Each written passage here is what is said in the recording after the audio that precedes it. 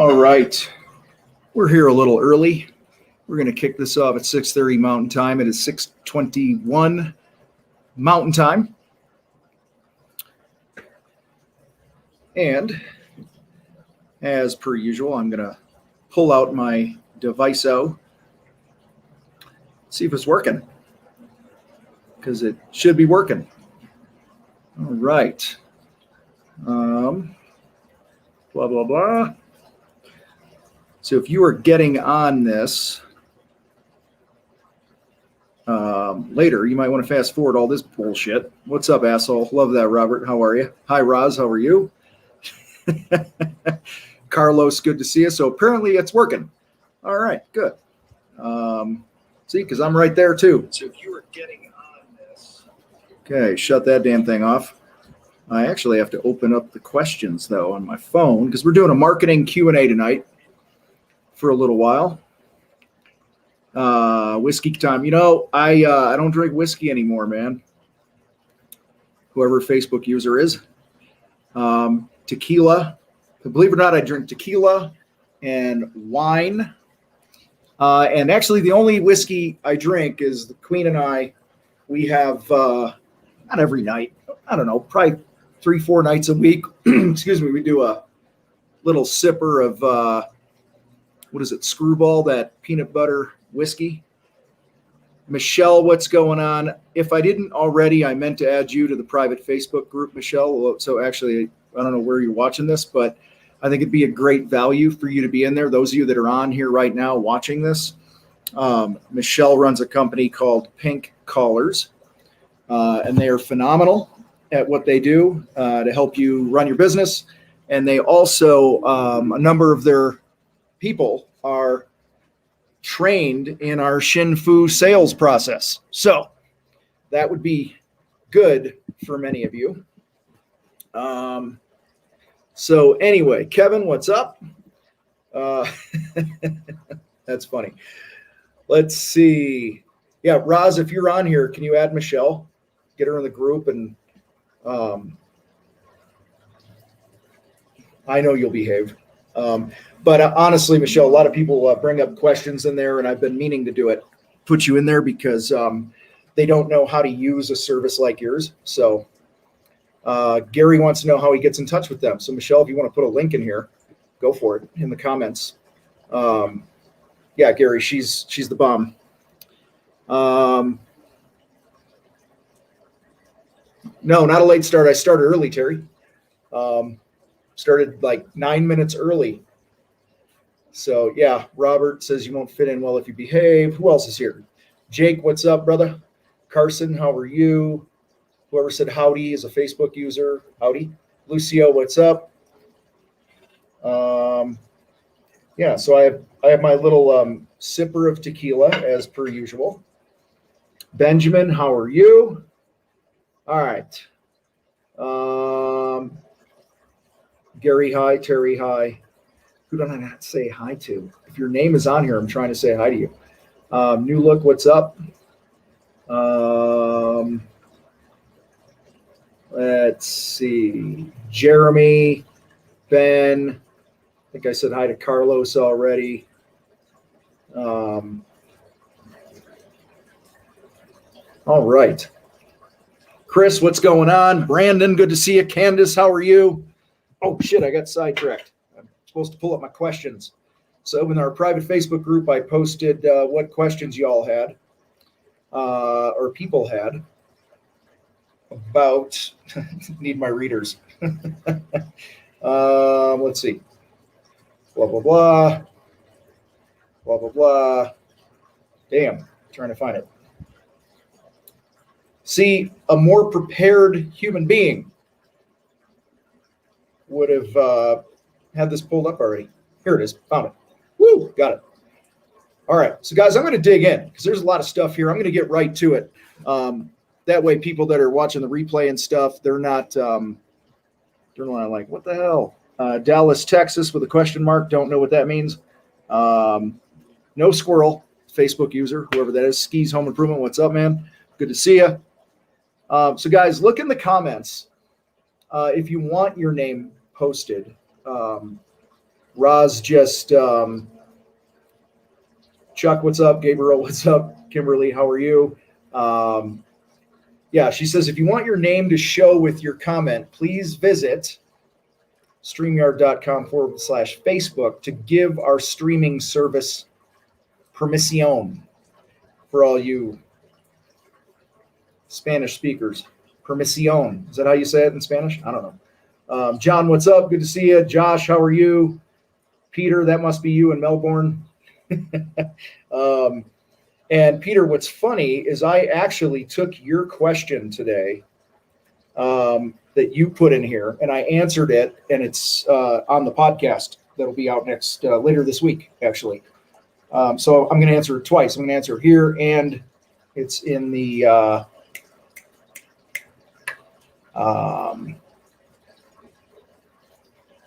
podcast. Yeah. So this is what happens. I'm reading the questions, I'm reading the comments, and I'm trying to think of what I'm saying. And you know what it was?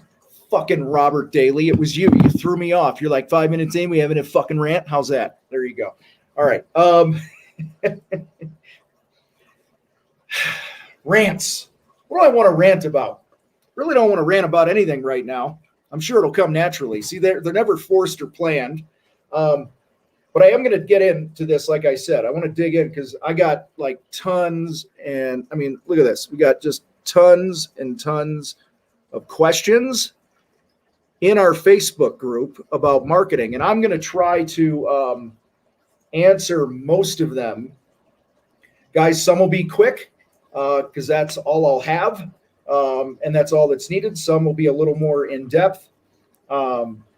Depending on what it is, but I encourage you, if you're not already in the group, in the free Facebook group, yeah, I haven't taken a sip of tequila yet, right, Chris? If you're not in the Facebook group, get in the Facebook group, okay? Yeah, Barkley, you got it. Track of marketing all the time, use what works, trash what doesn't. Our night's over. There you go. So anyway, blah, blah, blah. Here we go. Right out of the gate, Jimbo asked, how can we politely, Marino, you know it. How can we politely tell people this is after hours or weekends? I'm specifically talking about calls or texts that are non-emergency. Now, this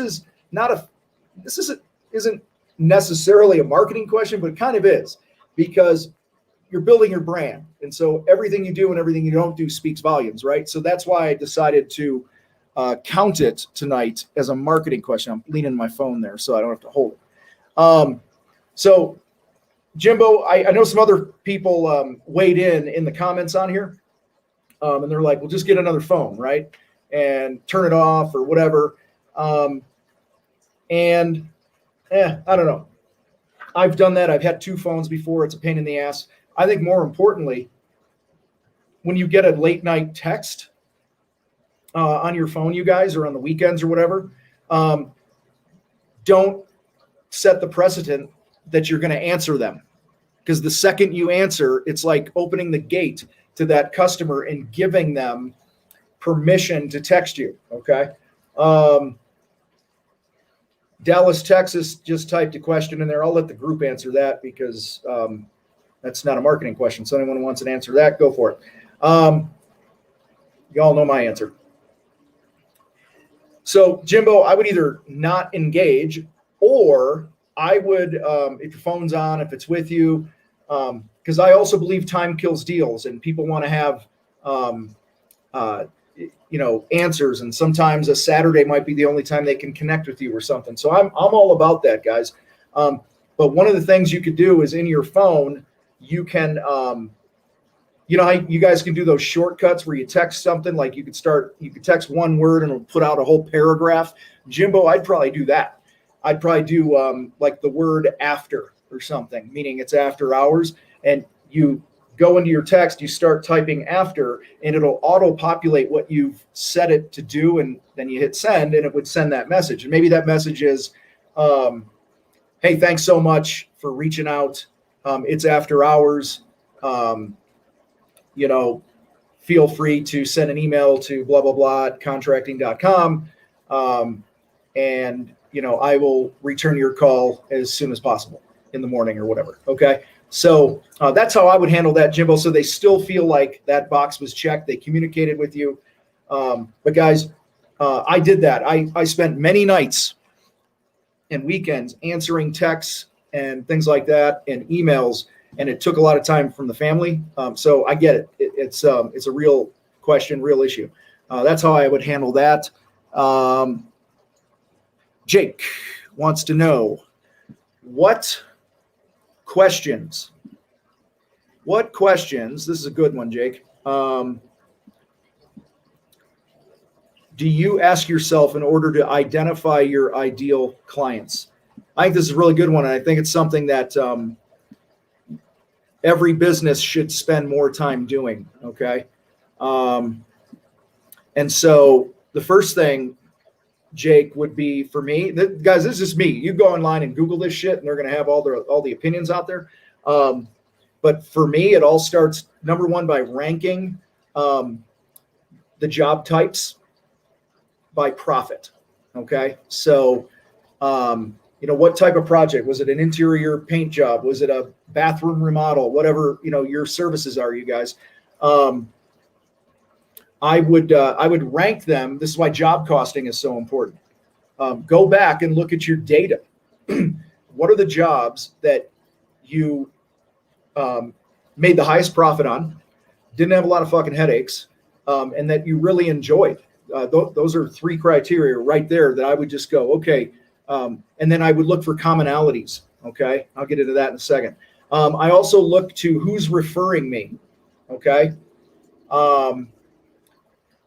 Because part of an ideal client for me is somebody that refers my business, right? So I want to know, I can think of a number of people through the years that just, no matter what's going on, I'm getting leads and it's coming back going, yeah, so-and-so referred you. They said you did a great job. And so again, I'm going to look at those people. I'm going to look at their job type and some things like that and profitability and tie that all together. I'm going to use my team, Jake. I'm going to ask them. I'm going to sit down on a company meeting. And I'm going to go, hey, who's best 5 customers that we've ever worked for, and see how that matches up to my data of profitability. Looking for patterns is huge. Maybe they're in a certain zip code. Maybe they're in a certain niche. Or maybe they're all. I had 1 year I did this. We had kind of 3 or 4 different client personas that we would market to, you guys, and one of them was business owners. So let me engage the group here, right? Let me ask you a question, Jake, and everybody else. Why might business owners have been a great ideal client for me back in the day? Okay, curious about that. What do you guys think? Why would business owners be somebody who I would want to work with? First sip of tequila. Here we go.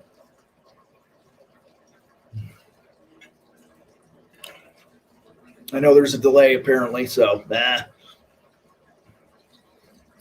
I'll wait another 10 seconds or so for an answer, see if something comes through, and then I'll give you my answer.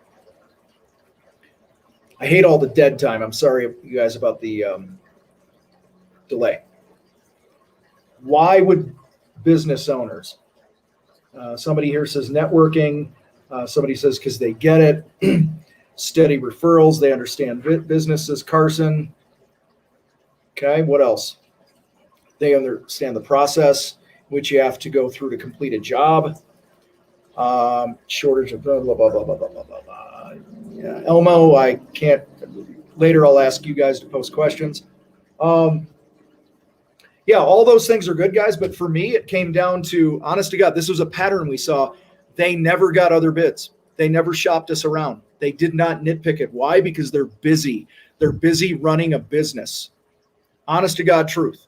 They were simply, yeah, Terry, you got it. They're fighting the same fight, but they're off doing their own thing. And in fact, guys, there's somebody today. This is funny. I'm buying another house, in the process of it, and I'm working up a counter offer because there's some things that need to be done. Okay. This is kind of a squirrel moment, but not really. There's some drywall work that needs to be done here. Jake, you know what I'm talking about because you were here last week. I sent a picture and a video to this certain drywall contractor. He's a really good dude. Okay. I have no issues. I'm not bitching or anything. And I sent it this morning at maybe 8, 9, 10 o'clock. I don't know. And literally, you guys, it was this. And this person watches our stuff, listens to our podcast, knows how I feel about estimating and all that other bullshit, right? And I just said, hey, here's a picture, here's a video. I'm trying to figure out what I want to ask a credit for in the purchase of this house because I'm putting my list of money shit together to counter my offer here. And I just need a rough number to work with just to plug in. And guys, I'm telling you, they're making the process really hard. It's 6:37 p.m. my time. I still don't have it. I've had a couple emails texts go back. He referred me to his sales guy. Okay, and I'll read this to you guys if I can find it here. Hold on, probably here. It's on my phone. I'll read this to you. And here's my point. I have a point to this. Please understand that. Hey, this is the sales guy. Can you send me the address and an email? I sent that. He says, thanks. I'll be managing your project. We'll send over the estimate once we gather enough information. There's a good time for us to do a site visit. And I go, I just need a range for the job so I get to finish my offer on the house. Once we purchase, I'll schedule the job. And then later on, I'm sorry, that text never went through mine. It never went through. So being fair to him. Then later on, he says, do you have time in your schedule for us to take a look at the project tomorrow? Okay, guys, I'm busy. Do you guys understand what I'm saying here? I'm a business owner. I run multiple businesses. I have multiple businesses that I'm running. I do not have time for a site visit. Okay. I'm an ideal client for somebody. I'm an ideal client for myself because I'm busy. I have not contacted another drywall company. I don't plan on contacting another fucking drywall company. Okay. But what I want my box checked. You know what I'm saying? Give me a fuck you emoji if you guys understand that. Exactly. Whoever said that, they're making it way too hard for me. Okay. So the reason I said way back in the day, one of our 3 or 4 top personas of an ideal client, Jake, was a business owner, is they're often like me. Like, I want shit done. I want to know this, blah, blah, blah. I got to get this going. Now, unfortunately, Jake, the guy I referred you to that I met in a gas station the other day, he was a pain in the ass and didn't play by your rules. Okay. Not your ideal client. All right. Exactly, Carson. I'm too busy to find other contractors. That's why I loved business owners. Okay. Other people for us was, and I'm still answering Jake's question. What question should you ask yourself in order to identify your ideal clients? Jake, another one for me was I started looking at where did we come through as the hero for people? Okay. And this was the result of me and my old business partner and our team sitting down and our office manager. We all sat down planning the new year one year. And I'll spare you all the details, but the net result of that meeting was we identified a client persona was somebody that was moving at the time I was in the Chicagoland area. They were moving to the Chicagoland area. They were a professional. It was the ideal client was the spouse of a professional from the East Coast being transferred to the Chicago area. Okay. And we were always the hero for those types of people. Here's why. We had a crew that was big enough that could get in and out and hit their deadlines because their big pain was I got a moving truck coming. And this is what one of the women said to us, guys. This is why you get open ears to what your customers tell you. She literally said to me, I said, whatever her name was, I said, what's the most important thing to you in this whole process of you moving here? I kid you not. She says, I want to get that other bitch's colors off my walls as fast as I can so I can make this place my home. Those were her exact words. Okay. And because she was the mama bear. She'd been transferred all over the damn country with her husband's career for 25, 30 years. Okay. And in return for being dragged around the country, you guys, okay,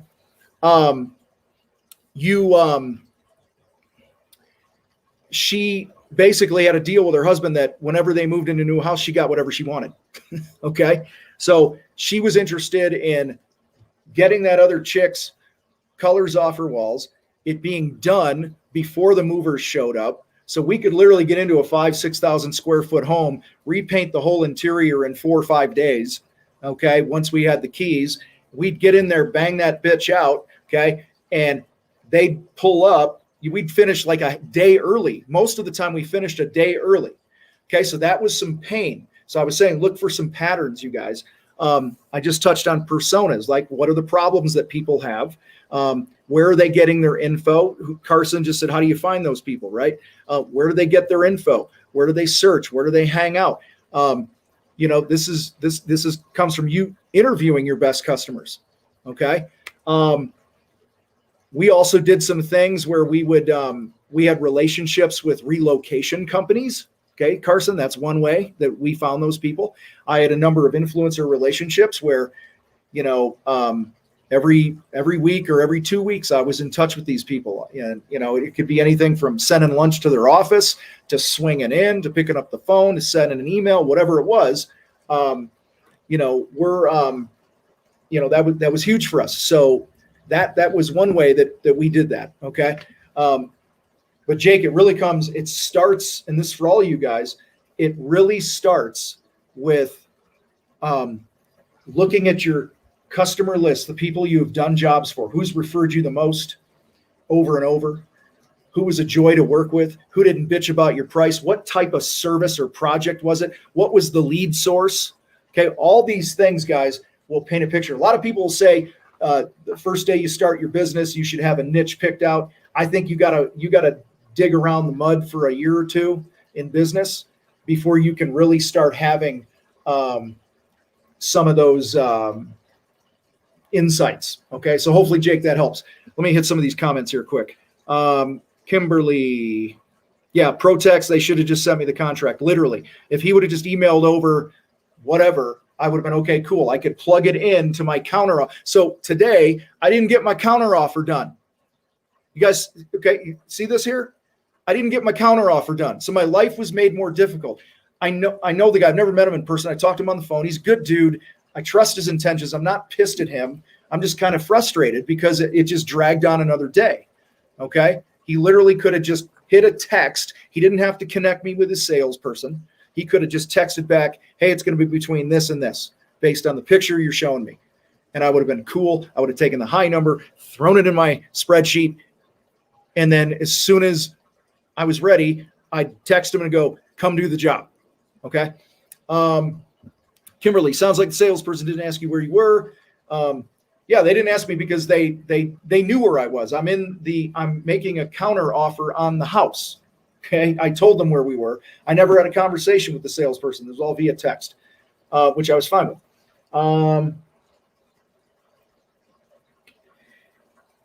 Michelle, I just went through this. My contractor looked up the listing, gave me a quote based on the Zillow square footage in less than 1 hour. We asked for $5,000 back and got it. There you go.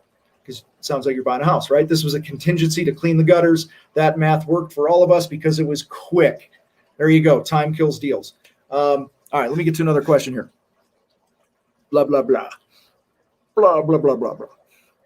I don't know why I just did a bunch of blah, blahs, but I did. Oh, I got shit popping up all over my screen. All right. Chris wants to know how to prioritize what marketing to do yourself versus outsourcing to someone who specializes in graphic design and marketing. Oh, good question, Chris. I don't know if you're on here, but good question.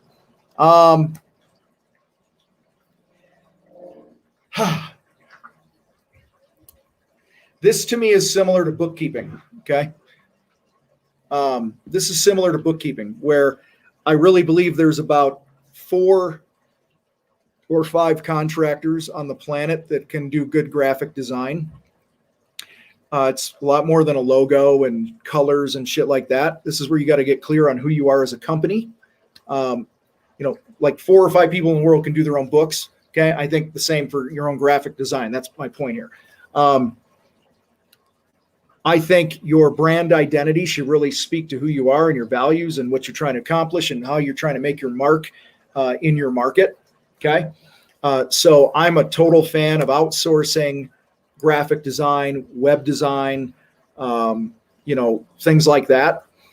I think, if you're going to do direct mail or Facebook ads and other tactics like that, I think those are a great thing. SEO, great thing to outsource, because you're not a professional. Let me turn this around on Chris here, not like in a fuck you way. Okay. But Chris, how do you feel when somebody in your industry does their own project, right? Let's share the group here. How do you all feel?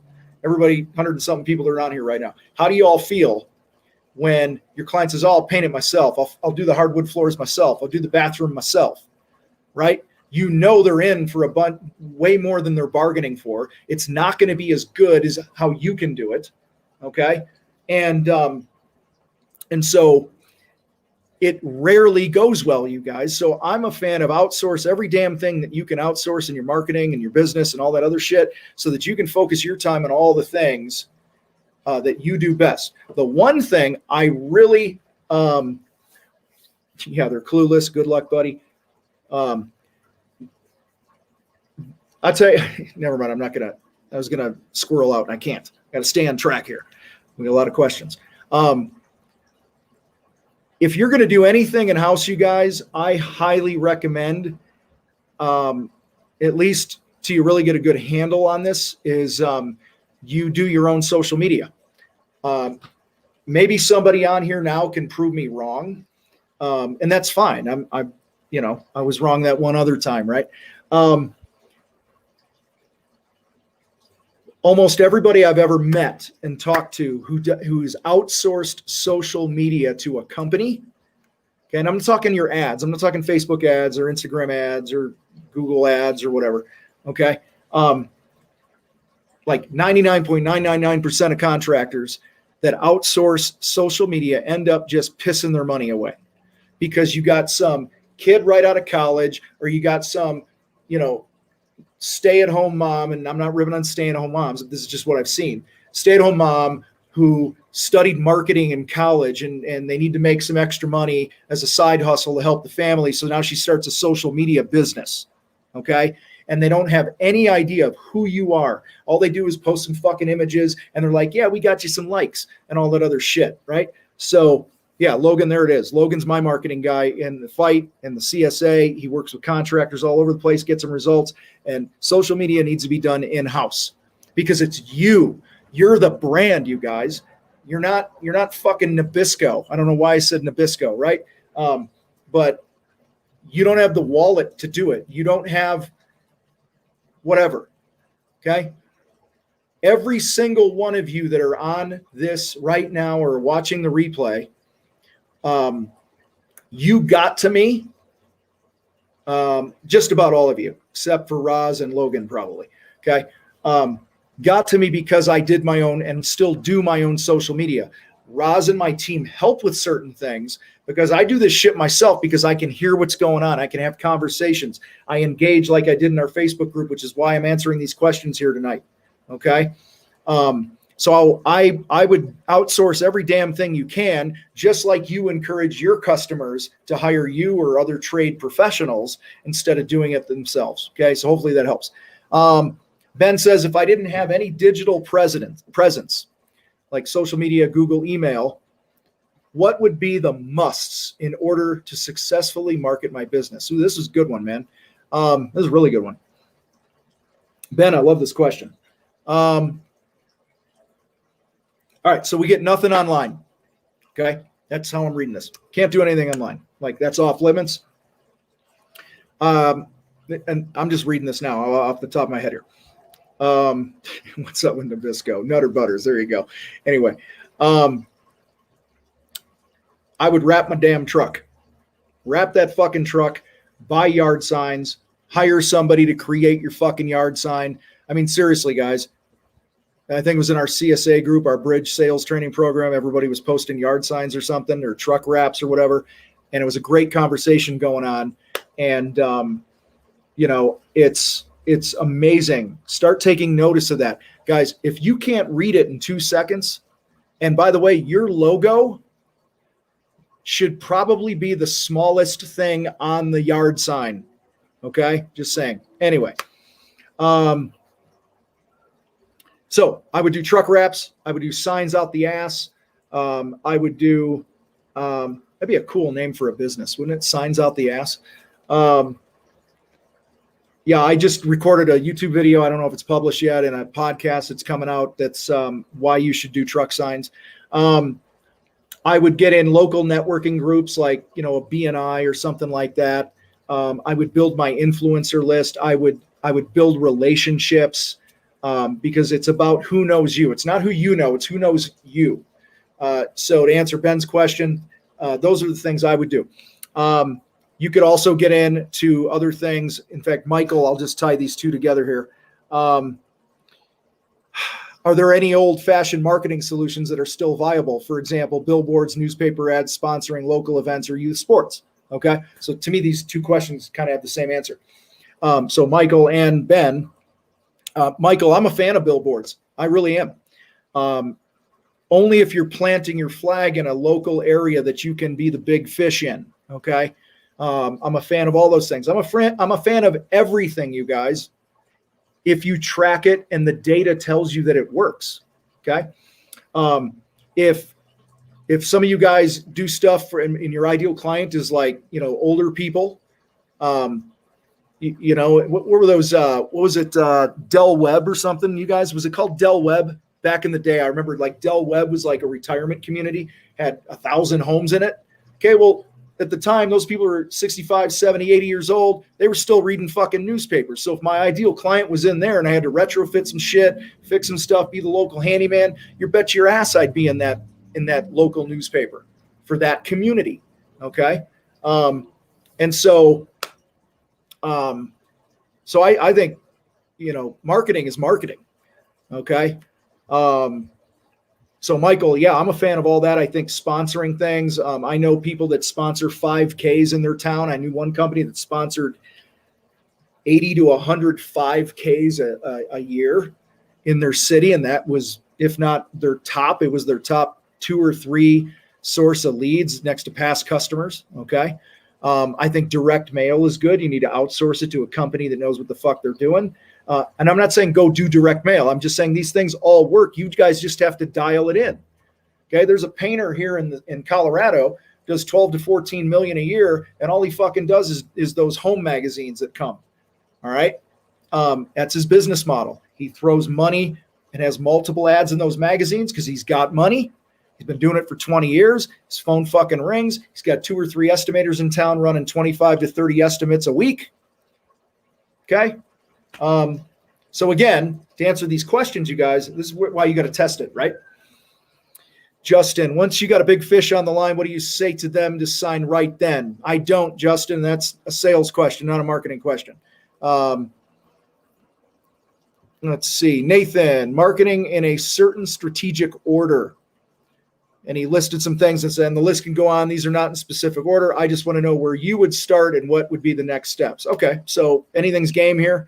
Blah, blah, blah. I got cotton mouth. I had a big cigar before this, so I got cotton mouth, cigar mouth.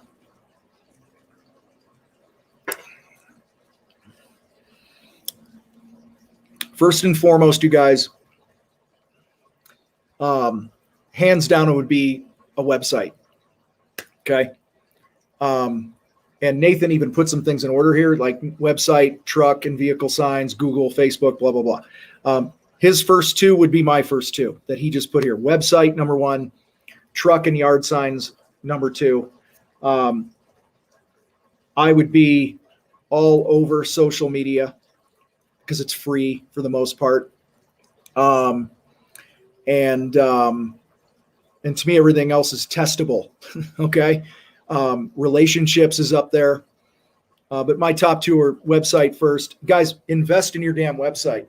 Type your average job size in there right now. What's your average job size? And if anybody says, oh, it varies, no shit, it varies. Okay. Just tell me what your fucking average is. Okay. Yeah. Bill, you got that outbound call, your past customers. Like, I've done so much content, you guys, on building your database, how it cost me $2 million in my first couple years of business. I don't know, whatever it was close to 2 million. Okay. So Chad says his average job size is 25 grand. So somebody else, Dan says 35, blah, blah, blah. I personally believe. All right, here's part 2 to the question. How much do you spend a year on your vehicle? Like payment, gas, insurance, all that other shit. Put it in there. Some of you know where I'm going because you've been around the fight a while.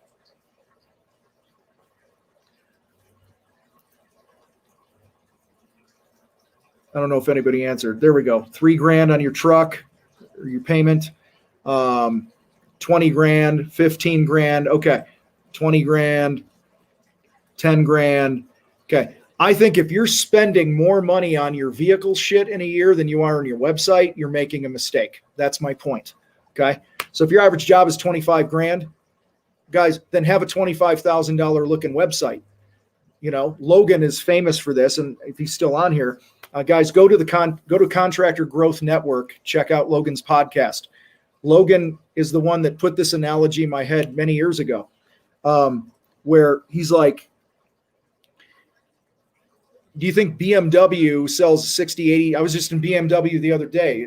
This car we were looking at is fucking like $93,000 or whatever the hell it was. Okay. And if the building didn't fit the price, if the website and the brochures and the overall feel of the brand didn't fit the price, I wouldn't be shopping there. Okay. So anyway, guys, I don't want to beat you up on this. I have a lot to say on websites. I think you hands down got to pony up, man. All right. Invest. Because that website is going to keep giving. And the website, I believe, should be the hub of all your marketing. We're going to get into some other questions here that I saw that I'll touch on that. Let's see. There was something I wanted to address here real quick. Facebook user, I got a 2K website. Do I need to step up to the $6,000 to $8,000 website? Does it matter? I don't know. Is it getting you the jobs that you need? Do you have a shit ton of leads coming in? They're highly qualified prospects for you to sell to. If not, then you probably should consider stepping it up. Okay, guys, your website shouldn't just sit online as a fucking brochure. Okay, it's out there to make you fucking money. All right. That's what it's for. And the more content that you produce, the more you establish yourself as the expert. In fact, Logan, if you're still on here, post the video that you did today in here. And you guys go watch this fucking thing after, I think you did it today, where you were answering the question, what if you have too many leads? Okay. So Logan, if he's still here, otherwise go to the Contractor Growth Network YouTube channel. And I think it was one of his last videos, if not today's video, that was all about what if you have too many leads. In there, he really talks about, like, you should be getting people that fill shit out and call you that have already qualified themselves through your website, you guys. They already know that you're too expensive for them. Good. You don't want them calling you. Okay. Anyway, next one. David asks, this is a good one. Mike, did I miss discussion on Home Advisor and other trolls trying to get us linked up? Nope. And let me just say that because somebody brought up Home Advisor. Mike brought it up. Everything works. It just may or may not work for you, you guys. That's why you got to track that shit. If you're going to use a third-party thing like Home Advisor, Angie's List, Thumbtack, Yelp, just don't have it be the central hub of all your marketing. If it works for you, I have somebody I work with right now. They make a fuck ton of money. They spend $4,000 to $8,000 a year. I've been working with them for a while. $4,000 to $8,000 a year on Home Advisor. Most of the leads blow monkey nuts. Okay, but every year they sell one or two projects that bring in $110,000 to $150,000 at a 50-60% gross profit for them. Okay, so anyway, everything works. You just got to make sure it works for you and just don't make that your hub. All right. David asked how to manage the long lead time from initial inquiry to a contract signed. Here it can take 6 months. That's a sales process thing, man. That's learning how to set expectations. That's And I get that. I'm not ripping on it. I'm just saying it's lead comes in, decisions need to be made, designs, all this other shit, and then they're going to finally sign the contract. You should have some sort of drip campaign going to them, nurturing them through that period of time, that gap. That's really all I'm going to say on that, because we could go a really long time on that. Cool, Logan. Thanks. He's going to post that in the Contractor Fight Facebook group. So if you're not in it, get in there. So-and-so's like, don't use this company. I paid them $1,400, try to cancel. They wouldn't let me cancel my account. So I got nothing for $1,400. I'm pissed. That's Lee. Yeah. Guys, there's a lot of companies out there that have some funky things. Speaking of websites, and I know Logan deals with this way more than I do. A lot of times people will hire these cheaper marketing companies and they'll include a website and social media package and all this other bullshit. They'll build something for you. It doesn't produce. In fact, I'm thinking of somebody right now who's 7-8 months ago, I told him, you need to fire that fucking company and hire Logan. And he didn't listen to me. And 3 months later, he fired that fucking company. As far as I know, he hired Logan. He was trapped in the contract. And to top it off, he didn't own his own fucking domain. Okay, because they built the site. Whenever they built the site on, they owned it, which is slimy. Okay, so Lee, I'm sorry you went through that. Anyway, Jared. Ooh, this is a great one. Yep. Dan wants a question about scaling up, how to find people, teams, up price and higher expenses up. Jump on Contractor Fight Night, October 22nd. I got 3 contractors and a hiring expert and myself. We're going to be digging in how to find people and grow your business. Jared asks, when you are trying to transition so you can specialize, do you continue to market what you're currently doing while trying to make the transition, or go all in what you want to specialize in? Wow, that's a great question, Jared. Let me start. My first answer is it depends. Okay. My second answer is this. And this is me. This is what I've done. Let's just say, because I know a lot of you guys are remodelers. So let's just go, hey, I do kitchens, I do baths, I do exterior shit, I do home additions. And let's say you wake up one day and you realize that it just makes sense for you to focus on kitchens, okay? What I would personally do, okay, is simply change every bit of content on my website, okay? I would go all in. If that's really where I wanted to plant my flag, I would go all in that I am a kitchen remodeler. I'm in a B&I group. I'm now telling everybody I remodel kitchens. That's what we do. Okay, kitchens. Those other leads, Jared, are still going to come to you by default. Okay. I'm thinking of this guy who was a painting contractor. He wanted to just do interior painting. And I advised him, just tell the world you're an interior painting company. And he did that, but he still got calls from past customers for exteriors and decks and fences and power washing. People would Google and they'd find him as a painting contractor on Google. They'd ignore the interior shit. They'd call him anyway. He'd have an exterior lead. He would pre-qualify him, and sometimes he would sell them. Okay. So that's my take, is if it's really where you want to go, you guys, then go all in, or at least have a plan to, by this date, when we're through this season or whatever it is, we're all in on this, and you're rebranding or whatever you're doing. Somebody just had a law of attraction thing. They just had a lead come through their website while they're live here. That's awesome. Okay. Frank. My buddy Frank. Facebook. What or how do I do Facebook ads? Me following your content marketing recommendations saved me $19,000. I am looking for some more gold nuggets, please. Frank, outsource it. That's my gold nugget. again, guys, I can think of 2 guys right now that are contractors and crush it on Facebook ads that do their own Facebook ads. Okay. One of them's like a $10 million remodeling company, and the other's like a $4 million fence company, $4 million fence company. Those are the only 2 people I know. Now, maybe there's somebody else on here. That's fine. That's you, Frank. I got you. I see you there. I would outsource it.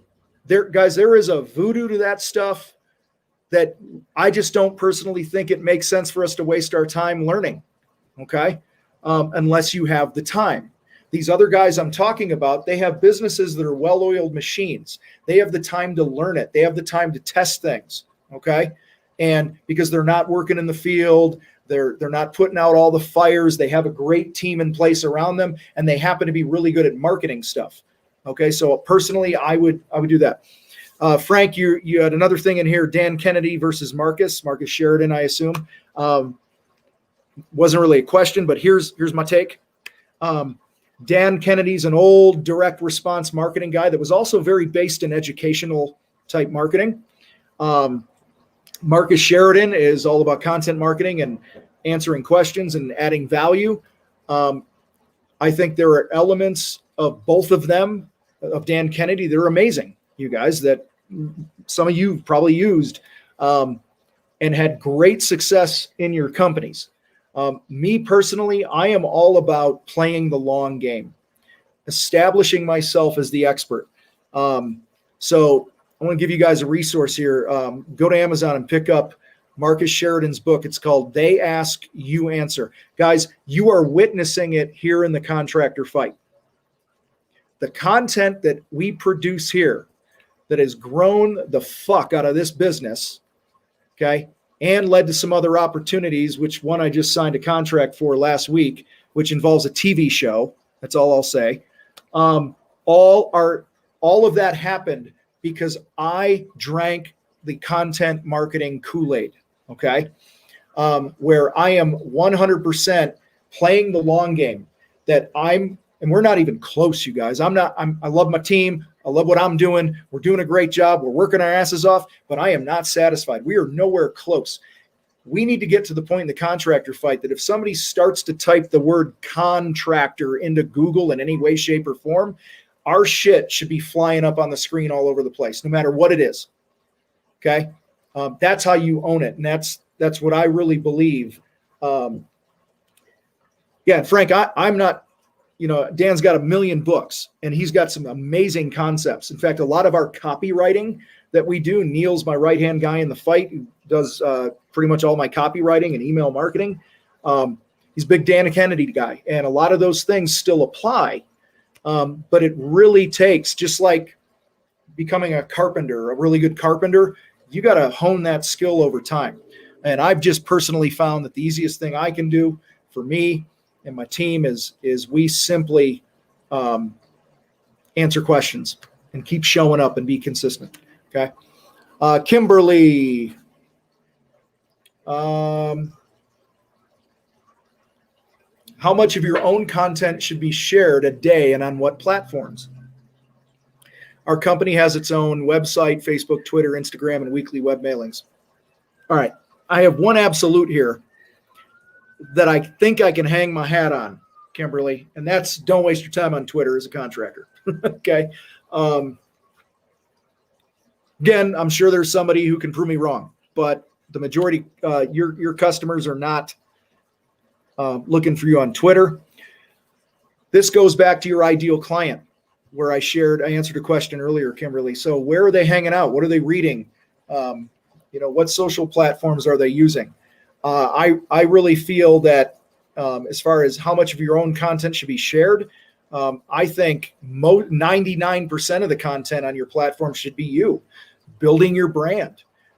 The things I even talked about Marcus Sheridan, they ask you answer, guys. Those are topics, and for social media videos and posts and blogs and all that stuff. There's if you guys go to the Yardist, Yardist, Matt Heiner, Matt Heiner's a good buddy of mine here in the Springs. Matt's business was on the verge of some really bad shit a few years ago. I remember having lunch with him, and he was pretty down. And he walked out of that lunch and decided he was going to own Instagram. And I don't know, he's got 40, 50,000 followers on there now. And that's not the followers don't mean money, by the way, but it has led to opportunities for him all around the world as a landscape designer. It has exploded his company because he's a very visual industry, right? And so, Kimberly, I think pick where you feel your ideal clients are at and own it, okay? 3 to 5 times a day, own that platform. Go live from job sites or whatever it is. Let's see. Let me go back to some of these comments here. Blah, blah, blah. Keep doing blah, blah, blah. Okay. I don't know names here, guys. It just, I think it's still Frank and stuff. Holly, thank you. Appreciate that. Thanks for being here. Josh. Oh, who can relate to this? Tom, I'm stuck in feast and famine cycle. I spend $300 a month on Facebook ads, $300 a month on a billboard, $250 a month with Towns Square Interactive, whatever the hell that is, and about $100 a month with Google Ads. I'm not getting enough leads. Please help me. So blah, blah, blah. All right. Who can relate to that? Just type yes. Can you relate to that? Type yes in the box. I'm spending money here. I'm spending money here. I'm spending money here. Spending money here. I don't have any fucking leads. I don't have enough leads. Okay.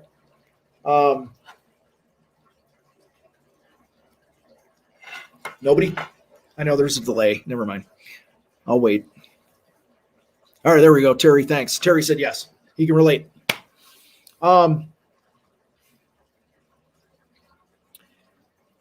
This is really common. Been there, done it, have the t-shirt, okay? This is often, you guys, the result of not creating a marketing plan, okay?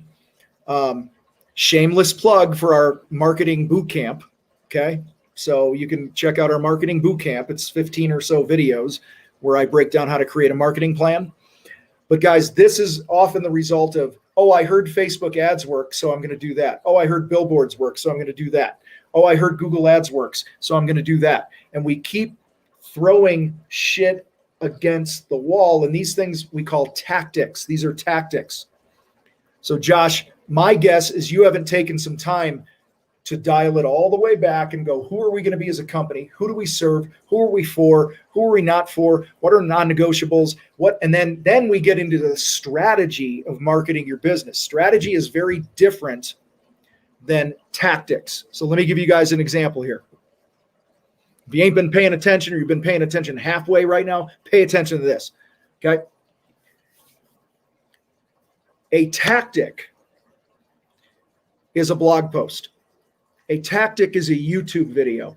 A tactic is my podcast. I'm going to bring you behind the scenes of the fight here, okay? Tactic is all those things and more. Before you start going, what tactic am I going to do? That's what you do. You do the tactics, okay?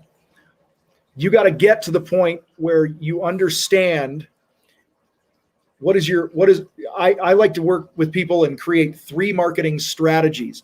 One of them, I'm not going to give you 3 right now. I'm going to give you one. One strategy that I use in my own business is simply this. It starts with a what if, the question, what if? What if we became the world's greatest educator for home improvement contractors to build stronger businesses and bring respect back to the trades? That is one of my marketing strategies, you guys. It's big picture.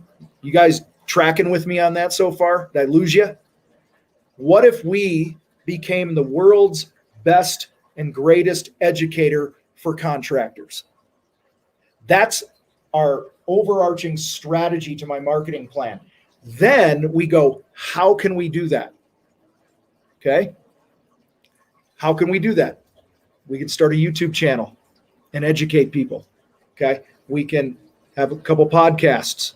We can write articles and blogs. We could start a Facebook group and add value and educate people. Okay? Thank you, Mike. So guys, that's where Josh, I believe, probably is going wrong, and many of us have gone wrong. Okay? So, and then your plan, then you go, okay, now how am I going to implement these plans? When am I going to do them? What are they going to cost me? I'm going to put a marketing budget together. Okay. And then I'm going to track those leads and the results of those leads. I didn't just track like what leads converted to sales, by the way, guys, and how many leads I'm getting. I converted by I tracked by gross profit as well. Okay. So in our job costing, we'd be like, where'd the lead come from? And we had a sheet that would filter, and I would filter, all Google ad leads, all Angie's List leads, all past customer leads. And then it would show me the average gross profit per lead source. So you can get really deep into this shit. Okay. Let's see. One of the kids just came home. All right. Nathan, what's the best script for advertising to general contractors? What's the best script for canvassing to residential houses? What's the best script for cold calling homeowners or work? Well, first of all, Nathan, you got to pick one. All right. Pick somebody. I'll go with GCs for you. Best script for me to ever get in the door with a GC or a home builder was simply, or a remodeler was simply this. Hey, I see that you build really cool houses. I happen to paint really nice houses. I thought we should know each other. That was my script. Hi, Maddie. Do you want to say hi to the world on live YouTube? Hello, world. Hello, world. There you go. And the attack chihuahua is barking. So, Nathan, pick one. It sounds like you're all over the place. Like you're trying to get these people. I also am not necessarily a fan of a script. Okay. If I'm a fan of a script, honestly, Nathan, it's our Shinfu sales process. Okay. Learning how to have a real, open, honest conversation with somebody. This was just asked in I think our 100K group the other day. And I tagged one of our GCs and I'm like, hey, James, how would you like to be approached? Because somebody asked a very similar question. And he's like, listen, I'm a general contractor. I have pain too, just like a homeowner does. All right, guys, GCs are not out to rip you off. I swear to God, they're not. Okay. They just give a shit about their business, just like you give a shit about yours. And they're trying to make ends meet. And sadly, most of them undervalue themselves. So they're pinching pennies so they appear to be cheap. But if you can learn to communicate with them and contract around that pain and be that person to take that pain away, that's the script. So hopefully that makes sense, Nathan. All right, Peter in Melbourne, if he's still with us. He's still in lockdown. Actually, let me call a timeout here quick. Let's take a second. How y'all doing so far? Getting any value in this? Yes, no, maybe so. No, give me a thumbs down. Give me a fuck you if you're seeing value, or a yes, or give me a thumbs down if it's a no. Okay. I can handle a no. I have thick skin. I know we're not for everybody. All right, got a couple yeps. All right, good. Want to take the pulse.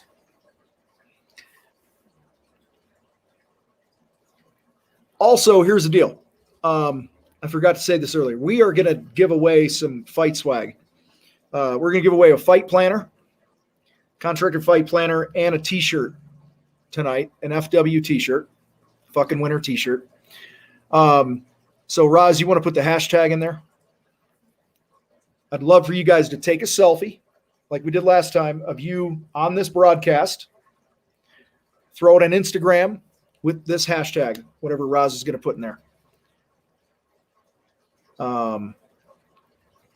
I should know my own hashtag, but I don't. But Roz is going to do that. All right. Let me answer Peter's question while she does that. And I'll tell you when she posts it. Peter asked, this is a phenomenal question. In fact, Peter, I think I said earlier in this broadcast, I did a podcast episode answering this question because I thought it was so good. In Melbourne, we are still in lockdown due to COVID-19. Construction industry is almost at a hold, and the only work that can be done is in properties that people don't live in. So you guys, you know his situation, right? Like all right, there it is. There's the hashtag TCF Live, the contractor fight, TCF Live on Instagram. Okay. You're right, Chad. It's because I outsource that. Okay. So basically, most of construction in Melbourne is apparently locked down because they don't want people going into homes or offices where people are. And so he says, what marketing plan or suggestions do you have to move my painting company forward in times like this? Can anyone feel the pain on that one? Okay. And so I have two things that came to mind here, Peter. First is this. Number one, work your database now. Like, this is the time to do warranty calls, pick up the phone. Hey, Tom, we did your exterior project last year. You know, you got another 4 months left on your warranty. I'd like to schedule your warranty visit, come out, put eyes on it, make sure if anything's failing, we can take care of it. You know, so it's on us and not on you. We really want to honor that if there's a problem. That gets you back in the yard, gets you back in the property, gets you back on the phone, whatever it is. So I would work my database really hard. Along with that, I would work, okay, well, where can you paint that people don't lift? It's GCs, remodelers, home builders, things like that. So set up a hit list and just go after them, okay? Have conversations, get to know them, add value to them. They're business owners too, meaning they want more leads, they want more profit, they want more sales, they want more money, they want less headaches, they want more people because they can't hire people either. So be somebody that adds value. Like if, you know, you read a book that's a really cool book or an article or see a video or whatever that could add value to them, just go, you know, hey, this is, you know, Peter, I met you last week, blah, blah, blah. You know, and if you're like me, you're always looking for good people. I saw this resource. It was a cool article or a cool podcast interview where a guy found employees. So now you're on his radar as somebody who's just adding value to him. So hopefully that makes sense, Peter. And then the second thing here, Peter, is this is the time while it's locked down, your competitors will not do this. And if you do, you'll be able to own the world down there. And that is back to what we talked about earlier, create content. Okay. Consider a YouTube channel. Get your ass on Instagram. Go live from job sites. Educate us. Do a fucking touch-up in your own house and teach people how to do a touch-up. Okay, it doesn't matter. Any question that's ever asked in your industry, answer that question. Back to the book, They Ask, You Answer, that I mentioned earlier. That's how I would make use of this time right now so that on the other end of this, you're proud of the actions you took, okay? Where you're like, you know, you're not wasting this time. And I think on the podcast, when I answered this, I said, the first question you got to ask yourself is what will I be glad? What will I be proud of myself for doing on the other end of this thing? And I guarantee you this will be one of those things. All right. Hopefully that helps, brother. Okay.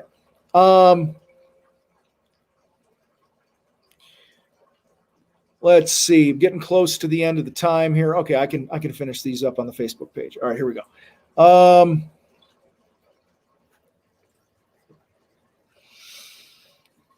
Caesar. Oh, hold on. The Queen and a kid are coming out here, I think. They're about to say something to me, so I don't want to get started.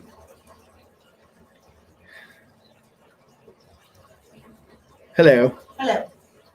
Are you almost done? Few minutes, yeah. You like my hat? Yeah, come over here. Say hi to the world. I don't want to say hi. Come say hi to the Say world. hi to the world. Stick your face in there. Say hi. Hello, Show world. your hat. I'm wearing the hat. It's the same hat. Yep. Okay. Matching. All right. You good? You gonna say hi to everybody? Hi, everyone. There you go.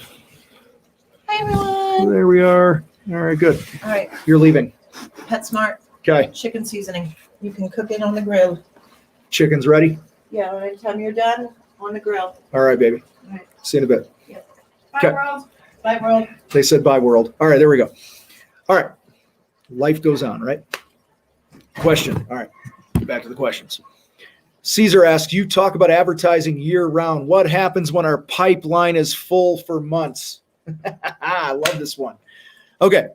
Couple things. If you're not yet a 55% gross profit on your work, raise your damn prices. Okay. hands down, because you got leads to burn right now, Caesar. Okay. So that's the first thing. Make sure you're priced. So raise your prices. That's always a default thing to do when you're booked out forever. Second is this is when you get to scale, Caesar. Okay.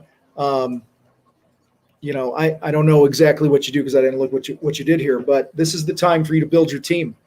It's time to put somebody in the office if you don't have somebody there. It's time to possibly, bring on some more sub crews or maybe hire a couple foremen or whatever it is and expand so that your capacity can go up so your lead times are cut in half. Okay, now you're generating more revenue and you're at a higher profit. So that right out of the gate, that's what I would do. And then also with that, is your pipeline filled with the type of people that you want? Okay, that's key. And if not, this is a great time to refine your marketing around your ideal client. Okay, this is the coolest name of the night. Here it is, Dimitrios Spanadakis. Dude, I love the name.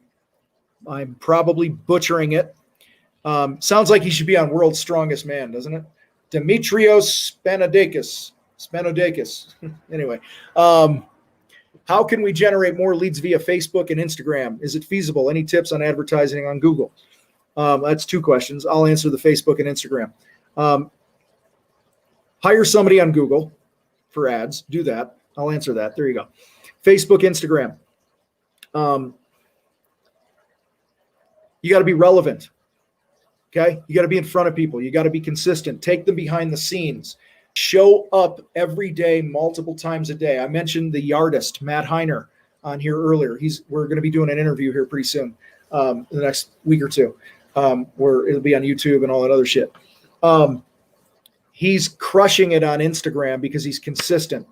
Okay, so I invite you guys to go to Instagram and look at the yardist and check out what he has there. But so many of you are not successful on Facebook because you're just not consistent. I know also a lot of people have had a lot of success in like moms groups. Okay, let's just face it, in the trades, moms talk. Hey, I need a handyman. I need this, I need that. And they go to Facebook in these moms group. We have one here in the Springs. It's like 25,000 women in it or 30,000 women. And all the time you're seeing in there, does anyone know a painter? Does anyone know this? So it'd be great to have some of your past customers weigh in. When they see that, they tag you. I know a lot of guys have a lot of success with that, certain Facebook groups and stuff. But Dimitrios, man, consistency is key. Be relevant. Again, it all comes back to content. And this is just the way I roll, guys. This is my mindset. I'm not saying other shit doesn't work, but this is what I see can work in the long haul. So totally can be done. Candace asked, I've heard of the importance of geotagging photos and videos to drive traffic to websites and social media. Can you touch on this? Not sure how many of y'all are doing this sort of thing. If anyone has experience with this. Yeah, this is a good question. It's pretty daunting, Candace. Meaning there's a lot to it, which I mentioned Logan earlier is our web guy that we refer. He even outsources it because it's such a big gargantuan task. There's a lot of info out there that claims it makes a big difference. But it's, according to a conversation I have with Logan, it's very easy to manipulate this, which in the long run means that Google might not use it as a quality ranking signal, okay, to show your site. So in short, it could work, but the effort that you're going to go through to do it probably isn't worth it, or at the very least consider outsourcing that to somebody, okay? All right. That's all I had in the Facebook group, guys. So I'll stand here another couple minutes before I got to go cook some chicken. If you have any other questions, go ahead and type them in the box. Por favor. Merrick, good to see you here. Keith, thanks for being here. Ramon, what's going on?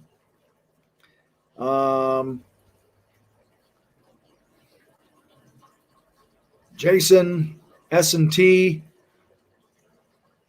Nate, Appreciate you guys being here. I'm just waiting until some questions come in case we have any. And they're leaving. Okay, there we go.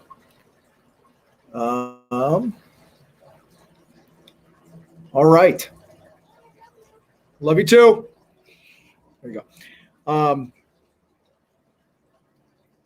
Jake, I didn't see that you said hi to Lee until after she was gone. So sorry. All right, questions, guys. Anything? Marketing questions. Ramon, I'm not answering how to create prices tonight. I got too many videos on that'll do that. This is a marketing Q&A. I appreciate you being here. But go to the Contractor Fight YouTube channel and just start there. Go look for the 50% gross profit video, okay? Or one of the 1,000 of those that we have. That's where to start. See, I answered your question, man. Terry, do you know where we can find any data on niche marketing based on population? My area is 300,000 people. When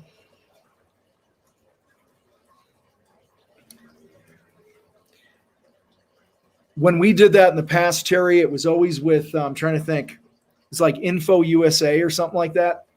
They're like a list company, and they have a shit ton of data. That's where I always went. Maybe somebody else here has a resource off the top of my head. That's the only one I can think of. That had net worth and who's homeowners and all that other stuff. We did something for a client of mine years ago in the landscape industry who he only wanted to do direct mail to people that had a net worth of like 3 or 4 million and above in his area. And we actually generated a list, and there was like 75 people or some shit like that. And he, instead of a direct mail piece, he actually sent them he's in the landscape industry. They called it a dream book. So it was really nice, professionally bound, high quality, big time photography. And he sent a dream book like every quarter to these 75 people, and ended up fucking, picking up, I don't know, 8 or 10 of them as clients over the next couple of years, which was kick-ass for him. Okay. Brian, thank you, man. Census. Yeah, it was like Info USA, I think is what we use. I don't remember. I outsourced it to somebody, honestly.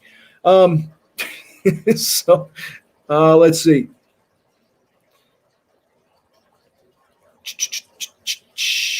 Glendale Awning. Does offering first-time buyers discount offers on website? Weird question, but I think you're asking me, should you offer people a first-time buyers discount on your website? Depends how you want to position yourself. Earlier, I talked about you got to know who you want to be, okay, and what you're going to stand for and what your marketing is and who your ideal client is. If your ideal client is a Walmart shopper, then that's probably going to be a really good thing, okay?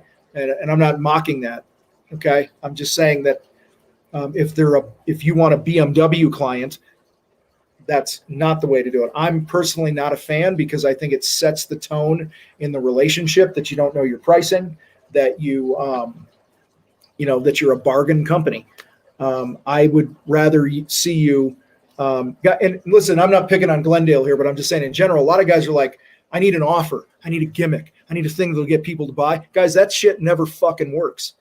It only works for the companies on TV like Empire Carpet that have gobs and gobs of investors behind them, fucking cash to throw. They buy in bulk. They can fucking sub it out all day because there's a bunch of poor, ignorant subcontractor carpet guys out there that'll go work for fucking pennies, okay? And then that business model works, okay? But for the majority of you, that I think is a terrible idea, all right?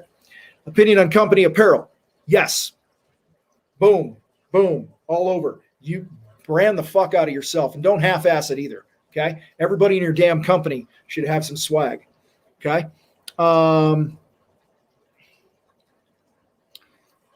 Joshua, thank you. You're welcome. Glendale, should marketing be spread out to different zip codes, generate more business rather than just focus on a short mile radius? It depends. Track your leads. Where are your most profitable jobs coming? Where is your most gross profit coming from? What areas? What services? What zip codes? Track it. Guys, most of you watching this do not have deep marketing pockets. In fact, most of you probably don't spend 10% of your annual revenue on marketing. Few of you do, okay? But most of you don't. So if you're doing a, $300,000 business, you're probably not dropping 30 grand on marketing, okay? So it's going to be really hard to blanket an area. And whoever asked the next question about roughly 50,000 people in a 50-mile radius, 50-mile radius will take you millions of dollars to be able to fucking market to. All right. So I'm combining these two questions here. Pick a place that you want to plant your flag and be known there. Okay. So here's the thing, guys. If I were starting any business tomorrow, I don't care what the hell it is, any contracting business from scratch tomorrow in Colorado Springs, I would probably pick one or two neighborhoods that have, I'm not going to get deep into demographics here, but I'm just saying right out of the gate, I would pick one or two neighborhoods that had 1,000 to 1,500, 2,000 homes in them. Okay. We got some neighborhoods here I'm thinking of. They're really higher end and nice and shit like that. And I would plant my flag in those areas. So I would look for billboards around that neighborhood. I would target them on Facebook in that area. I would consider if I did direct mail, it would be in that one neighborhood. Okay. I would put 10 pounds of my shit into a 5-pound bag instead of 10 pounds of my shit into a 50,000 pound bag. Okay. Hopefully that makes sense to you guys that were offering that. Do not spread yourself thin. You don't have the money to do it. You will not make an impact. Ask me how I know. Okay. Blah,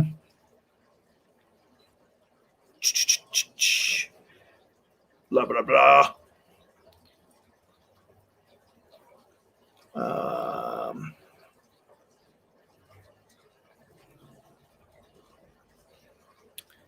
Let's see. Do you look for subs first or the jobs? Both, but can't hire a sub without work. Okay. Guys, always sell. It's oxygen for the business. Okay. If I'm going to have a problem, I'd rather have more work to do than people to do it, honestly. So, but they should be done. You should be doing both all the time. It's hiring and selling all the time, year round. Okay. B2B marketing other than Facebook, Insta, and introducing yourself. LinkedIn. If you're B2B, maybe you're working with facility managers. I don't know who's asking this.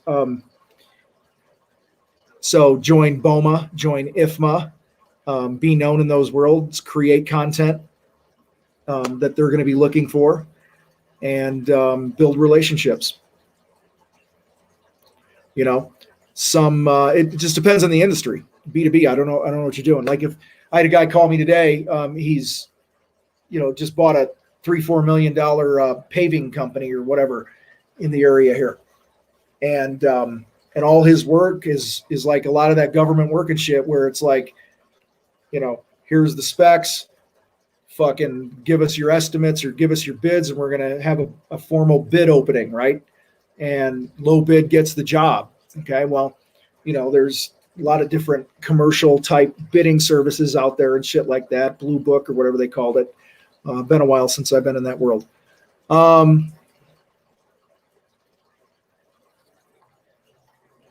Let's see. So got answered that damn phone up even on a 35-foot ladder. No, just outsource it to pink collars.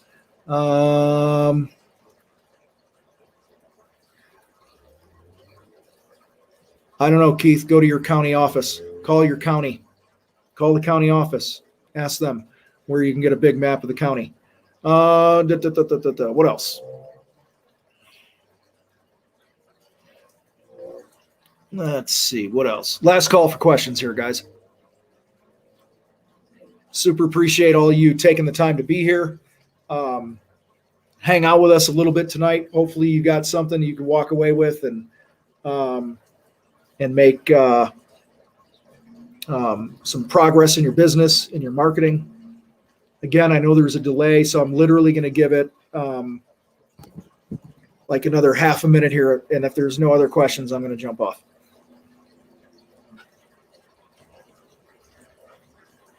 Plus my one glass of tequila is gone. There we go. All right. Got about 15 seconds left. And guys, listen, don't forget, head to the subs employee questions. It's not a marketing question, so I'm not going to answer it tonight. Jump into our Contractor Fight free Facebook group. It's a private group where you can continue these conversations.